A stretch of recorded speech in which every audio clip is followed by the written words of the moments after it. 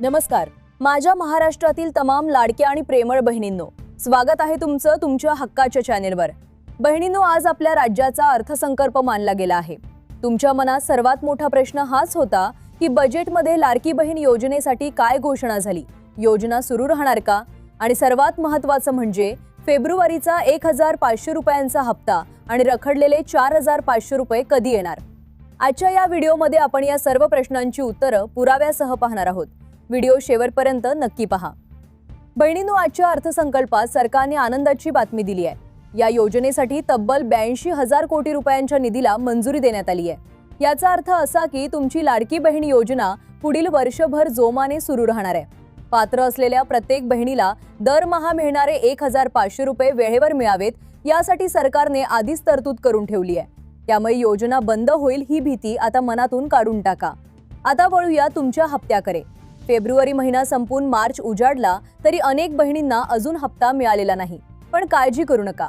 8 मार्चला जागतिक महिला दिन आहे आणि याच दिवसाचं औचित्य साधून सरकार फेब्रुवारीचा रखडलेला हप्ता आणि ज्यांचे जुने 4500 रुपये बाकी आहेत त्यांच्या खात्यात पैसे जमा करण्याची प्रक्रिया सुरू करणार आहे. प्रशासकीय सूत्रांनी दिलेल्या माहितीनुसार 8 मार्च ते 10 मार्च या काळात तुमच्या मोबाईलवर 1500 किंवा एकत्रित 4500 ते 7500 रुपयांचा मेसेज पडू शकतो. त्यामुळे येत्या 2 ते 3 दिवसात आपल्या बँक बॅलन्सकडे नक्की लक्ष ठेवा. ज्या बहिणींचे पैसे अजूनही रखडलेत त्यांनी एकदा आपलं आधार लिंकिंग आणि बँक खातं ऍक्टिव्ह आहे की नाही याची खात्री करा. जर तुमची eKYC अपूर्ण असेल तर कदाचित या बजेटचा लाभ मिळायला अडचण येऊ शकते. ज्यांची माहिती अचूक आहे त्यांना मात्र कोणत्याही त्रासाशिवाय पैसे मिळणार आहेत. तर लाडक्या बहिणींनो, आजच्या बजेटमुळे आपल्याला मोठा दिलासा मिळालाय.